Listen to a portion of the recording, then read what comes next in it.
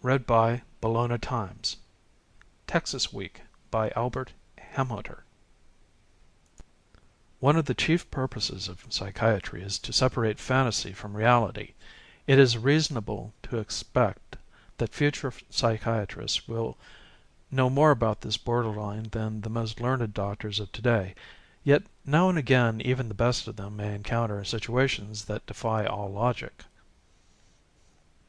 Meeting the little man who isn't there is rated an horrendous experience, but discovery that the man is there may be even worse. The slick black car sped along the wide and straight street. It came to a smooth stop in front of a clean white house. A man got out of the car and walked briskly to the door. Reaching out with a pink hand, he pressed the door bell with one well-manicured finger. The door was answered by a housewife.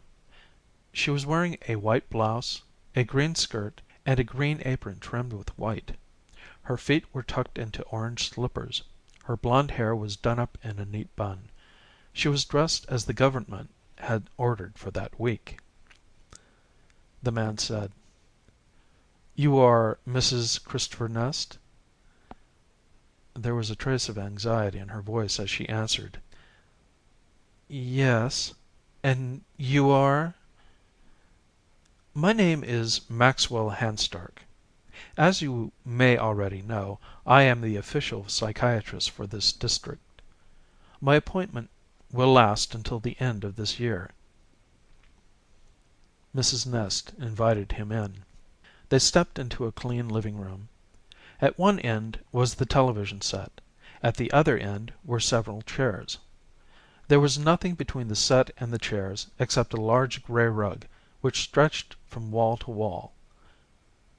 They walked to the chairs and sat down. "Now, just what is the matter with your husband, Mrs. Nest?" Mrs. Nest reached into a large bowl and absently picked up a piece of stale popcorn. She daintily placed it in her mouth and chewed thoughtfully before she answered. "I wish I knew. All he does all day long is sit in the backyard and stare at the grass. He insists that he is standing on top of a cliff."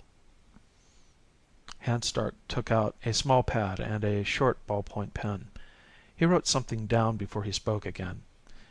"Is he violent? Did he get angry when you told him there was no cliff?" Mrs. Nest was silent for a moment. A second piece of popcorn joined the first. Hanstark's pen was poised above the pad. "No, he didn't get violent." Hanstark wrote as he asked the next question. "Just what was his reaction?" "He said I must be crazy." "Were those his exact words?" "No, he said that I was—" She thought for a moment. "Loco. Yes, that was the word." "Loco?" "Yes. He said it just like those cowboys on the television." Hanstark looked puzzled. "Perhaps you had better tell me more about this. When did he first start acting this way?" Mrs. Nest glanced up at the television set, then back at Hanstark. "It was right after Texas Week. You remember, they showed all of those old cowboy pictures?" Hanstark nodded. "Well, he stayed up every night watching them. Some nights he didn't even go to sleep. Even after the set was off, he sat in one of the chairs just staring at the screen. This morning when I got up, he wasn't in the house. I looked all over, but I couldn't find him. I was just about ready to phone the police when I glanced out the window into the backyard, and I saw him." "What was he doing?" "He was just sitting there in the middle of the yard, staring. I went out and tried to bring him into the house.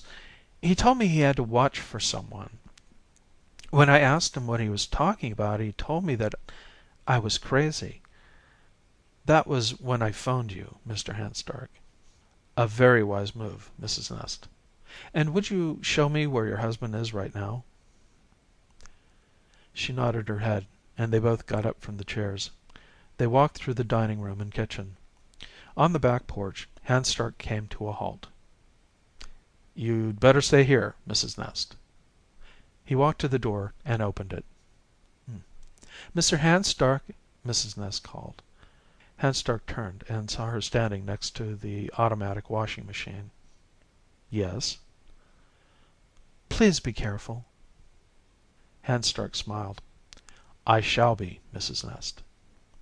He walked out the door and down 3 concrete steps. Looking a little to his right, he saw a man squatted on his heels. He walked up to the man. "You are Mr. Christopher Nest?" The man looked up and stared for a moment at Hans Stark. "Yep," he answered. Then he turned and stared at the grass again. "And may I ask what you are doing?" Nest answered without looking up. "Guarding the pass." Hans Stark scribbled something in his notebook. "And why are you guarding the pass?" Nest rose to his feet and stared down at Hans Stark. "Just what are you asking all these questions for, stranger?" Hans Stark saw Nest was bigger than he and decided to play along for a while. After all, strategy. "I'm just interested in your welfare, Mr. Nest." Nest shrugged his shoulders. He reached into his shirt pocket and pulled out a sack of tobacco and some paper. Holding a piece of paper in one hand, he carefully poured a little tobacco onto it. In one quick movement, he rolled the paper and tobacco into a perfect cylinder. He put the sack of tobacco and paper back into his pocket and took out a wooden kitchen match. He scraped it to life on the sole of his shoe and applied the flame to the tip of the cigarette. He puffed it into life and threw the match away. It burned for a few moments in the moist grass, then went out. A thin trail of smoke rose from it, and then it was gone. "Why are you guarding the pass?" Hans Stark asked again. Nest resumed his crouch on the grass. "News is around that Dirty Dan the cattle rustler is going to try to steal some of my cattle." He patted an imaginary holster at his side. "And I aim to stop him." Hans Stark thought for a moment. Strategy. He must use strategy. "Mr. Nest."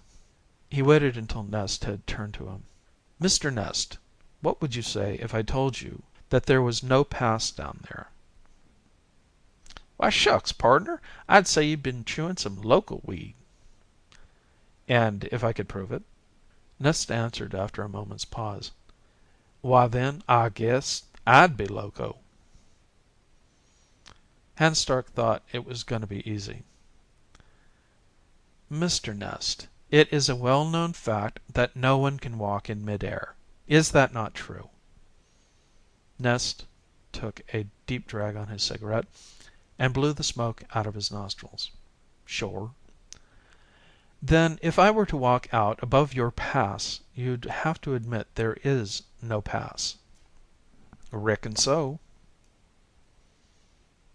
Hans Stark began to walk in the direction of Nest's cliff.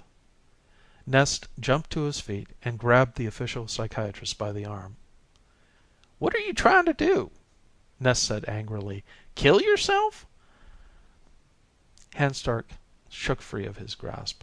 "Mr. Nest, I am not going to kill myself. I am merely going to walk in that direction." He pointed to where the cliff was supposed to be. "To you it will look as if I were walking in midair." Nest dropped his hands to his sides. "Shucks, I don't care if you kill yourself. It's just that it's liable to make the cattle nervous." Hans Stark gave him a cold glare and began to walk. He took 3 paces and stopped. "You see, Mr. Nest, there is no cliff."